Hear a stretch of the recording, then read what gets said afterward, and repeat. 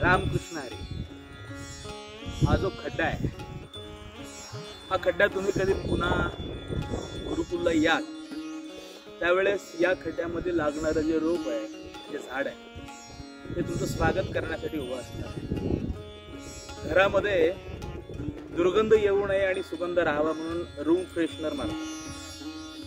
आणि हा जो इथं झाड लावतोय हे not only room freshener but also whole nature freshener. अख्ख्या निसर्गासाठी, एन्व्हायरमेंटसाठी हे रूम फ्रेशनर सारखं काम करणारं, सुगंध देणारं.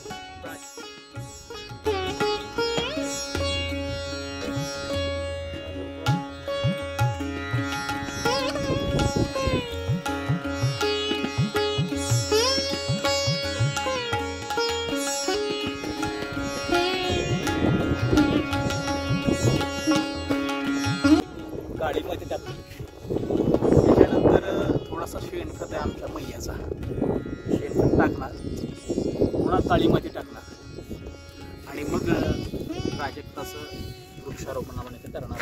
आज रविवार आहे आणि सुट्टीच्या दिवशी, हॉलिडे दिवशीच सगळे गुरुकुलचे विद्यार्थी अशा पद्धतीचं वृक्षारोपण, झाड लावणं हे करत असतो.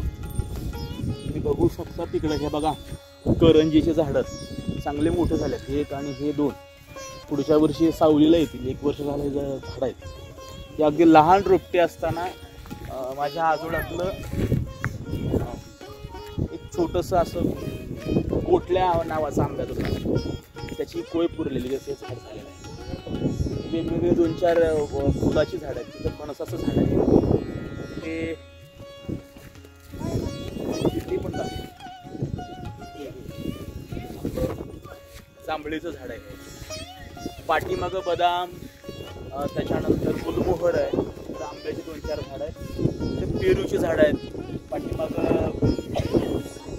आवळ्याची काही 2-4 झाडं, आज 2 झाडं लावलीत, पूर्वीची लागलेली 2 झाडं आहेत. आणि पाठीमागे लिंबाचं झाड आहे, एक बेलाचं झाड आहे. आणि आता एक नर्सरीमधून, तशी आम्ही विकतच्या नर्सरीमधून आणत नाही, त्या जवळच वन विभागाची जी नर्सरी आहे, सरकार वन विभागाची, तिथून थोडासा काही हिस्सा जुगाड करून या पद्धतीची ही रोपं आणत असतो. आता हे प्राजक्ताचं रोप आहे, तर आपण तिथे त्या खड्ड्यामध्ये लावणार आहोत. तर गजानन अजून माती टाकली पाहिजे, ठीक आहे का टाका. हे बघा या पद्धतीचं किती छान असं एकदम खत झालेलं आहे. हे थोडं मध्ये मध्ये मिक्स करत म्हणजे झाड वाढायला सोपं जाणार आहे. अजून माती टाकायची का?